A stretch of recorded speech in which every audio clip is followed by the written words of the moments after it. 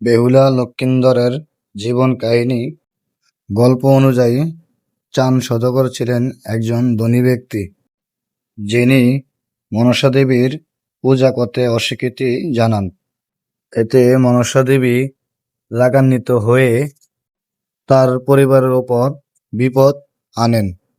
চাঁদ সওদাগরের ছেলে লক্ষীন্দরের বিয়ে হয় সুন্দরী ও সাহসী বেহুলার সাথে।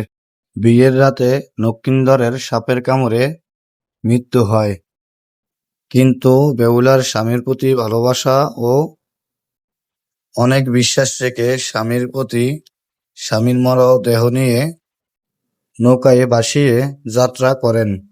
অনেক বাধা পেরিয়ে দেবলান মন্দির পর্যন্ত পৌঁছান। তার প্রতি ভালোবাসা দেখিয়ে দেবতাকে বুঝিয়ে চাঁদ সওদাগরের পরিবারকে বাঁচিয়ে তোলেন।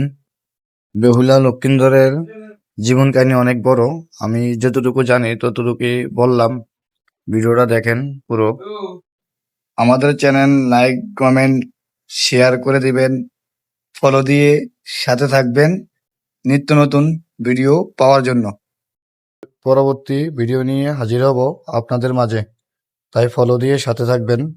আর দেখুন তারা কত সুন্দর করে আগিলা দিনের জিনিস সাজিয়ে রাখছে, এগুলো দেখেন আর উপভোগ করুন।